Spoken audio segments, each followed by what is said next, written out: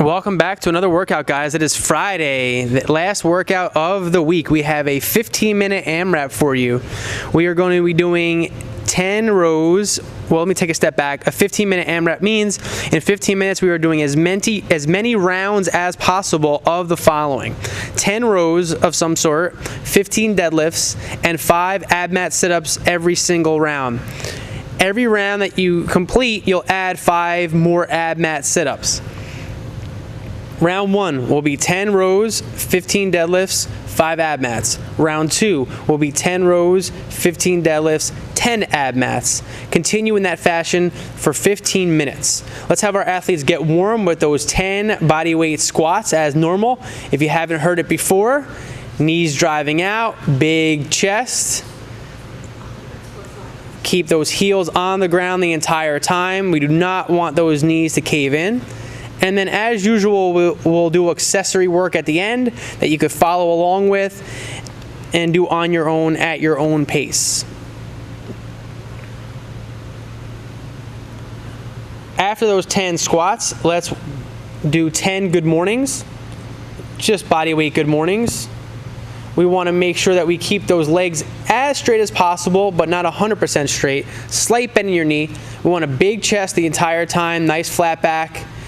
Pretend like you are a foot away from a wall and you're trying to get your butt to touch that wall that is behind you. Ideally, you can have a PVC on your back or a broomstick to help keep that chest up and that nice arch in your back. We don't want any rounded backs. Let's have Kevin show us a rounded back in the back left. We don't want any rounded back. Now let's fix it. And we have that nice straight natural arch in our back. Great. Let's go onto the ground and show us our ab mat sit-ups. If you don't have an ab mat, you can roll up a towel behind you, or you can be really conscientious and make sure that your lower back is maintaining constant contact with the ground the entire time.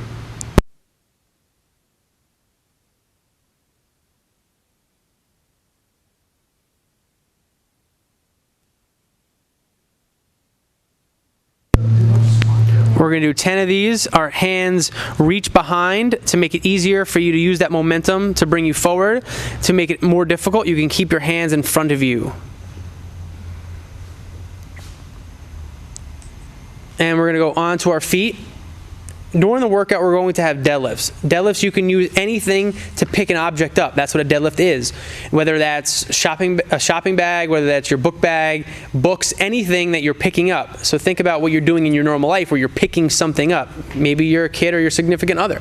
Pick something up and put that thing back down. Kevin's going to show us how to do a deadlift if you have a barbell.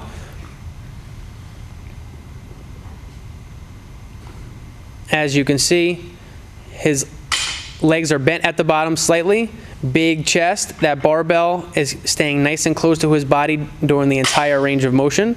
We don't want any rounded back. Kevin, show us a rounded back.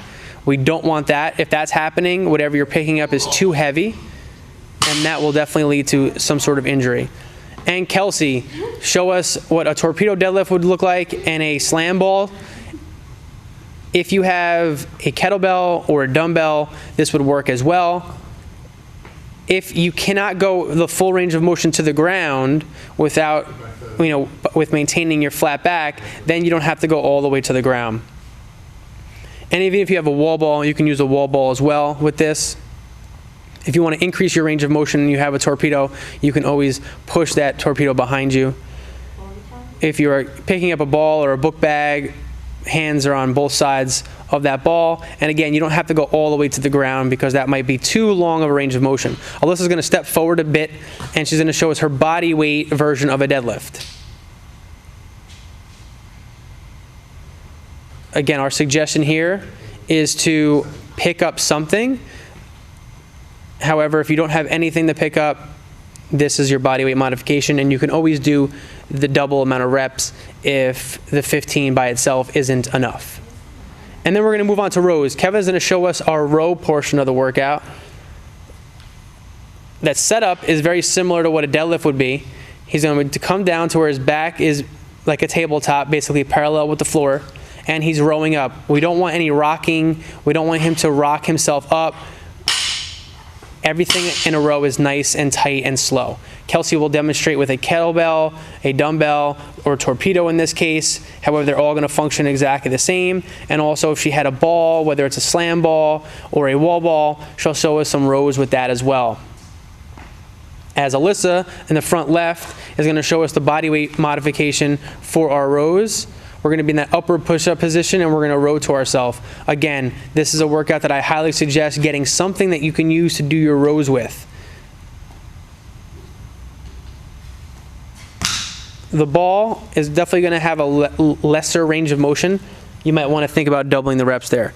And then, as we spoke about earlier, you have those 5 ab mat sit-ups that you're going to do, and then add 5 ab mat sit-ups every single round. If you don't have an ab mat, you can just use a towel, or, as I said earlier, keep your lower back in constant contact with the ground.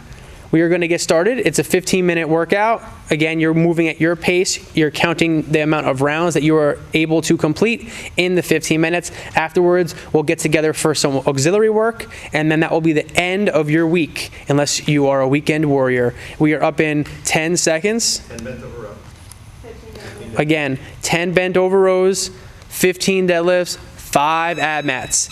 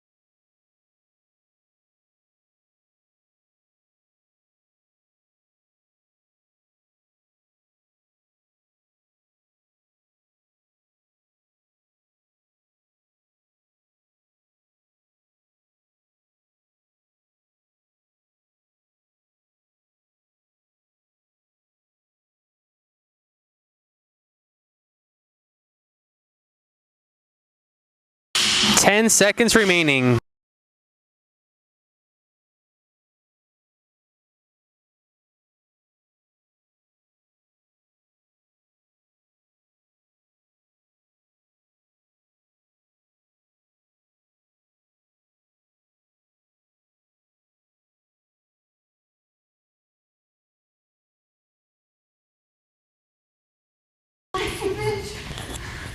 All right, guys, we're going to get started with our accessory work now.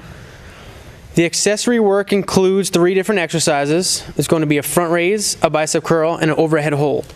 Let's have our athletes grab something to hold for our front raises. Kelsey will show us what it would look like with a torpedo, and then dumbbell and kettlebell. Go ahead.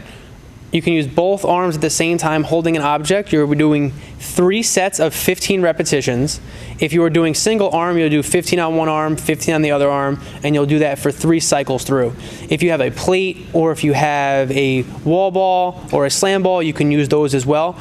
Kelsey, for the next few minutes, will just show alternating movements with her pieces of equipment. Kevin will show us with a plate what it looks like.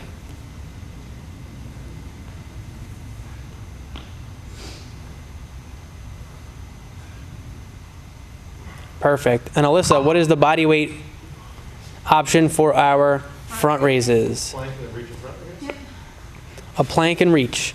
Again, 15 on each arm. You can do alternating, or you can do 2 arms at the same time. I can't do 2 arms at the same time. Alyssa, however, cannot. Let's move on to our next auxiliary movement. You'll be doing 3 sets of 15, and then you'll move on to our bicep curls. Kelsey and Kevin will show you their modifications. And again, for this, your best bet is to grab something to bicep curl with. Even if that means filling up water bottles and using a water bottle, that is fine. And finally, with your same piece of equipment, you'll be doing your overhead hold. The overhead hold is as many seconds as possible. Then you'll take about a 45-second to a 1-minute rest, and you'll do that again, and then you'll do that again. If your weight is too light, you can always do one hand with one hand at a time, and then alternate as needed. The way the auxiliary work functions, you do your front raises, 3 sets. In between each set, take about a 45-second rest. Then you'll do bicep curls, 3 sets. Again, 45-second rest, and then overhead holds, you'll take 45-second to a minute rest in between each set. In between exercises, take an additional minute rest to make sure that you're ready for your next piece of auxiliary work. The auxiliary work is at your own pace. Enjoy it, guys. We'll be back at you on Monday.